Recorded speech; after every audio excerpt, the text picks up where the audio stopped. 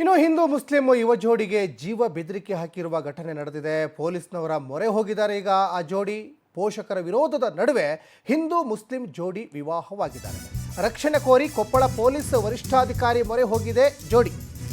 ಇದು ಅಂತರ್ಜಾತಿ ವಿವಾಹ ಆಗಿದೆ. ಸಹಜವಾಗಿ ಪೋಷಕರು ಅಂತರ್ಜಾತಿ ವಿವಾಹಕ್ಕೆ ಅಡ್ಡಿಪಡಿಸೋದು ಸರ್ವೇ ಸಾಮಾನ್ಯವಾಗಿರ್ತದೆ. ಈಗ ರಕ್ಷಣೆ ಕೋರಿ ಕೊಪ್ಪಳ ಪೊಲೀಸ್ ವರಿಷ್ಠಾಧಿಕಾರಿಗಳ ಮೊರೆ ಹೋಗಿದ್ದಾರೆ ಜೋಡಿ.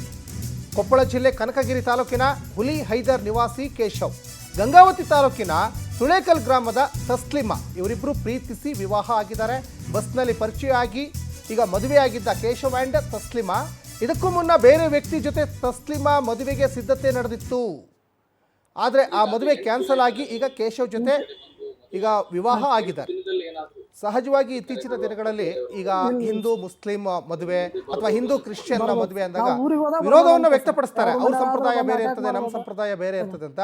ಅದು ಕೆಲವೊಂದು ಪ್ರೇಮಿಗಳು ಅದನ್ನೆಲ್ಲ ಧಿಕ್ಕರಿಸಿ ನಮಗೆ ಪ್ರೀತಿನೇ ಮುಖ್ಯ, ಪ್ರೇಮನೇ ಮುಖ್ಯ ಅಂತ ಹೇಳಿಬಿಟ್ಟು ಸಾಕಷ್ಟು ಚೆನ್ನಾಗಿ ಬದುಕ್ತಾ ಇರೋರು ಇದ್ದಾರೆ. ಈಗ ಪೋಷಕರ ವಿರೋಧ ಬಂದಿದ್ದರಿಂದ ಈಗ ಪೊಲೀಸ್ ಠಾಣೆ ಮೆಟ್ಲೇರಿದ್ದಾರೆ.